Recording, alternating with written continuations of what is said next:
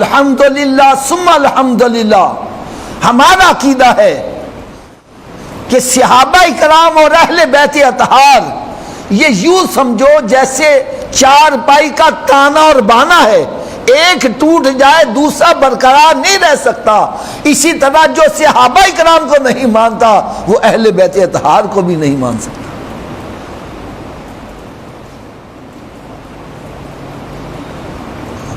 الحمدللہ ہمارا عقیدہ کیسا سچا سچا عقیدہ ہے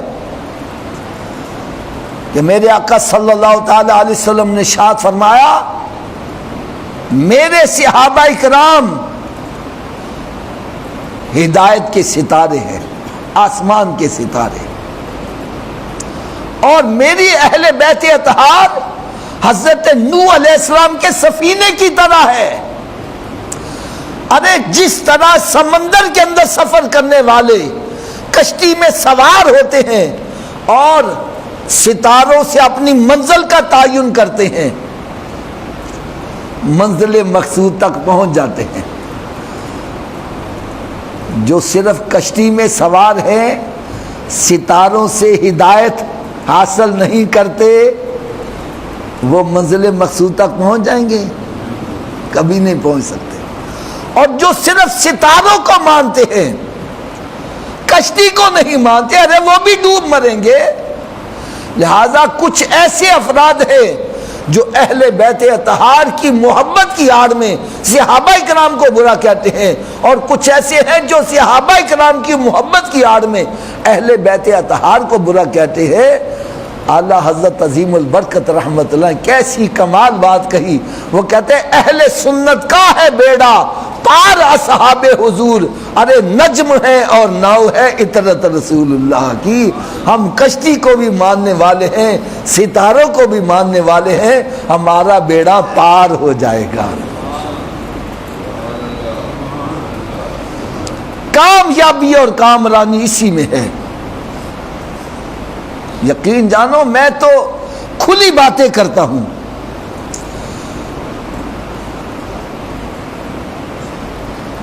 جو بندہ یہ کہتا ہے کہ جناب عمر فاروق رضی اللہ تعالیٰ عنہ، حضرت ابو بکر صدیق رضی اللہ تعالیٰ عنہ معاذ اللہ غاصبانہ تھے،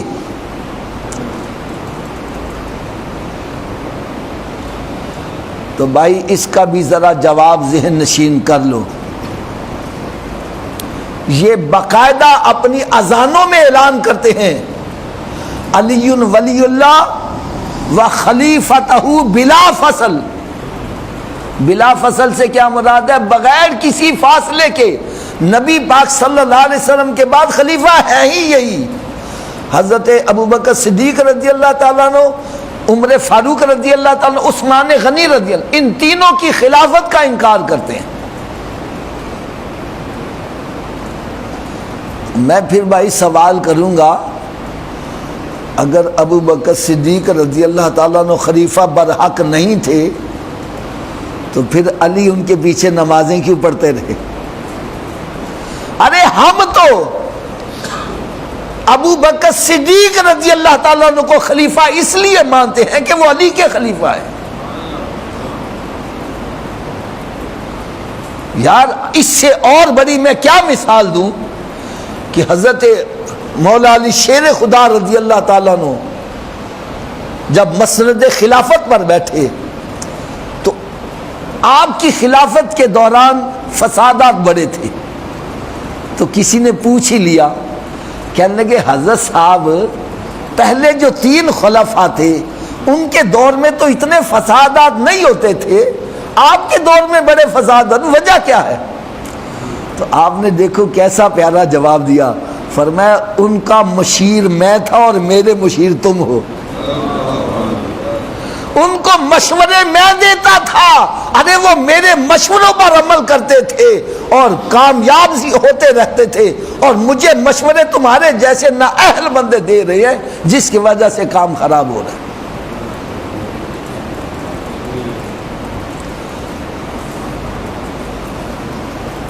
میں کہتا ہوں بھائی اگر وہ خلیفہ حق نہیں تھے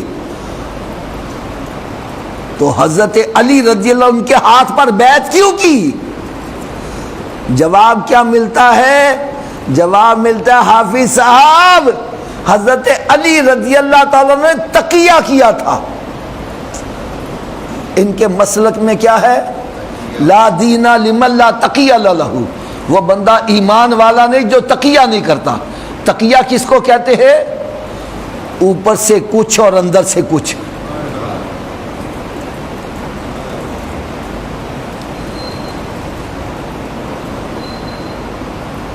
اندر سے نہیں مانتے تھے، حالات کے پیش نظر ان کی بیعت کر لی. میں نے کہا چلو بھائی ہم تمہاری بات مان لیتے ہیں، فرض محال ہم تمہاری بات مان لیتے ہیں کہ حالات صحیح نہیں تھے، آپ نے حالات کے پیش نظر بیعت کر لی، اندر سے راضی نہیں تھے، اوپر سے بیعت کر لی، وہ مومن رہے. تو میں نے کہا پھر امام حسین پر کیا فتویٰ لگاؤ گے؟ انہوں نے میدان کربلا میں تقیہ کیوں نہ کیا؟ ارے اس سے بڑا تقیہ کا کوئی موقع ہو سکتا تھا کہ مسافر ہیں، لڑائی کی نیت سے گئے ہی نہیں ہیں. لڑائی کی نیت سے گئے ہوتے تو چھوٹے چھوٹے بچوں کو ساتھ لے کے جاتے. وقت گزار لیتے، بعد میں جا کے اپنے دوست احباب کو اکٹھا کر کے اس کے خلاف اٹھ جاتے. کیا امام حسین رضی اللہ تعالیٰ نے تقیہ کیا؟ بولو تو صحیح.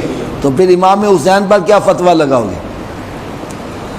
ارے امام حسین رضی اللہ تعالیٰ نے شہادت کا جام نوش کر کے یہ بتلا دیا کہ جو سید کی یاد ہے وہ تقیہ نہیں کرے گی، اپنے چھوٹے چھوٹے بچوں کو وہ شہید کروا دے گی، لیکن کسی ناحق بندے کے ہاتھ پر بیعت نہیں کرے گی.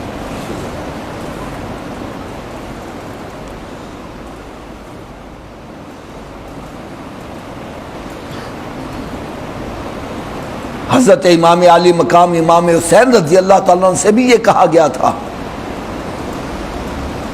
کہ آپ یزید کی بیعت کر لو.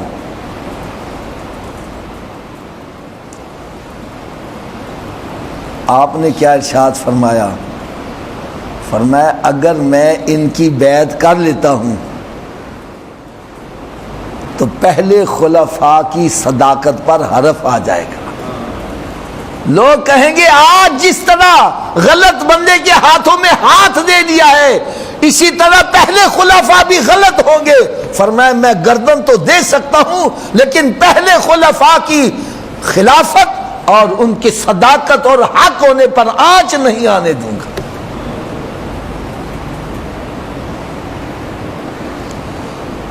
حق کے اوپر آپ نے بیعت کی ہے اور جو بندہ ناحق ہے، غلط ہے، اس کے ہاتھ پہ آپ نے بیعت نہ کر کے یہ ثابت کر دیا ہے کہ تمام پچھلے خلفاء تھے وہ برحق تھے.